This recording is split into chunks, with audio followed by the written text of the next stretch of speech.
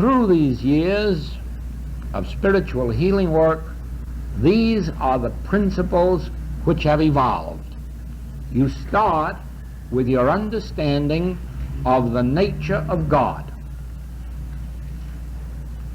And you realize that God can neither give you anything nor withhold anything. The illustration I gave you the other morning, the sun is in the sky and it embodies light and warmth, and it has no power to withhold these. So there's no use praying to the sun for light or warmth. There's no use even praying to God for light or warmth, because they're already provided in the sun. The tides, the movement of the stars, the planets, the earth. Everything is provided for. Roses on rose bushes, strawberries in strawberry patches, oranges on orange trees. All this is provided for. You don't have to pray for these. And watch this. God has never put an apple on an orange tree. There are no accidents in God. There is law. And the law of God is perfect. And it is spiritual. God cannot withhold the activity of God's law.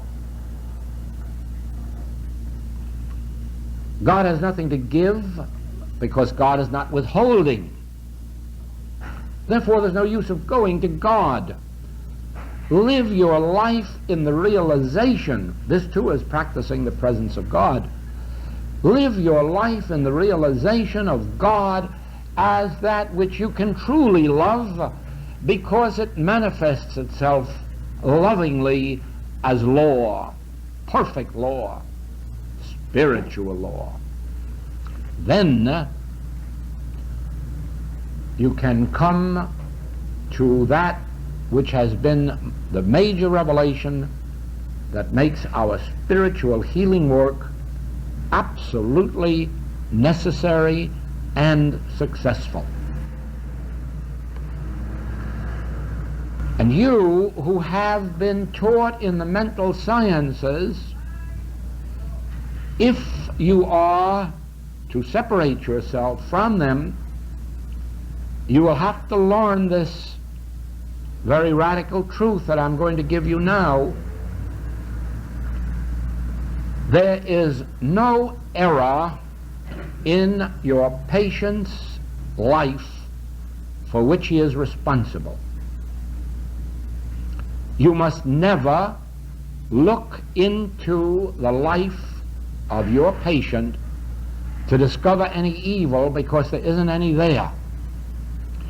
It is not true that there is a mental cause for a physical disease. That is why psychiatry acknowledges that it has never yet produced a healing.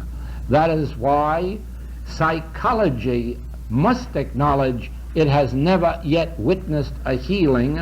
That is why psychosomatic medicine is about a 100% failure, because they base themselves on the fact that there is a mental cause for a physical disease, and it isn't true. Where did they get such a teaching? It started with Mr. Quimby.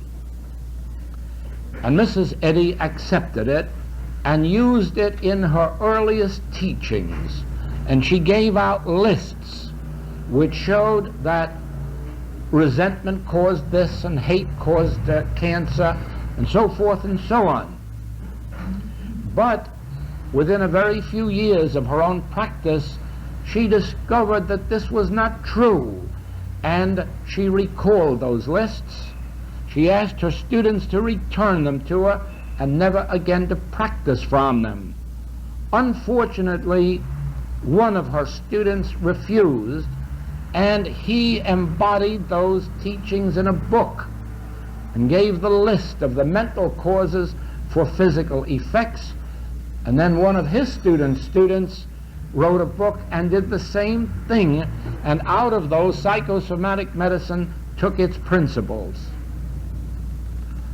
And unfortunately, these are all wrong. They have been proven wrong, and those who try to practice by those methods cannot succeed. That doesn't mean that there are not practitioners in the mental science movements who do beautiful healing work. They do. It is because their spiritual consciousness has gone higher than their mental knowledge, and their healings are taking place through the degree of their spiritual consciousness and in spite of the false teachings which they have accepted. I witnessed that in Christian Science, where I knew some practitioners who were doing the most magnificent healing work and absolutely telling the wildest untruths to their patients as to principles. They themselves were completely ignorant of truth, but their own spiritual light was so great, they were doing healing work. Now, let me tell you that all evil, regardless of its name or nature, has its foundation in what Paul called the carnal mind. Long before that, some great spiritual master gave it another name. That name was devil. It took a great spiritual light to discern this. Devil meant the one evil, or the one source of evil. And then the devil, of course, was always tempting mankind. St. Paul evidently didn't like the word devil, because as time went on, the devil became imbued with power. In other words, it was considered an opposite of God, an antagonist of God, and always warring with God. That was not its original meaning. The original meaning was that the one evil, or devil, was the source of temptation, but temptation wasn't a thing or a power. You could accept it or reject it. Paul called it the carnal mind, but eventually Paul was trapped, and he made the carnal mind enmity against God and imbued it with power. And you know what it did to him? It caused him to be thrown into prison every week, or get beaten, driven from city to city. If only he had been able to stay with his original vision that the carnal mind is the source of all man's evil, but it isn't a power, and you don't have to fight it. That's why the master could teach, give up the sword, resist not evil. Thou couldst have no power over me unless it were given to thee of God, because evil isn't a power. It is only imbued with power with the human race who accept two powers. Which accepts two powers? Now, from the day of Paul until the day of Mrs. Eddy, it seems that there is no record in any religious literature of anyone else having discovered the nature of evil as no power. But in some moment of transcendental wisdom, Mrs. Eddy saw this, and instead of the term carnal mind, she called it mortal mind, and she said that mortal mind was a term denoting nothingness. On that basis, her early practitioners did magnificent healing work, and then history repeated itself, and before 1890 that teaching was lost, and mortal mind became the opposite of divine mind. It became antagonism to God. It became something to protect oneself from. Even Mrs. Eddy herself lost her vision and became fearful of mortal mind and put things into her books which ever since has made many Christian scientists fearful because of mortal mind. So the teaching was again lost. Now, the very first spiritual light which came to me on the subject of healing work was that mind isn't God. At the time it came, this was startling.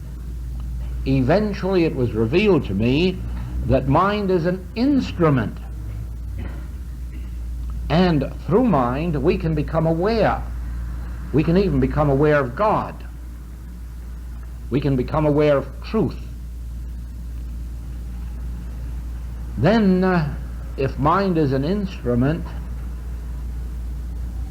it is not a power, it is a tool. A tool is never a power. No tool can ever be a power. It is who uses the tool that is the power, and how the tool is used is the power. Therefore, mind as a tool can be used by us for good or evil.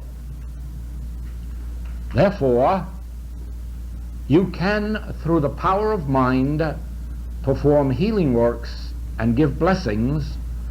You can, through the same mind, be destructive and harmful. That has been proven in every generation, and I don't have to take time here now to explain that because I'm sure you all know it. But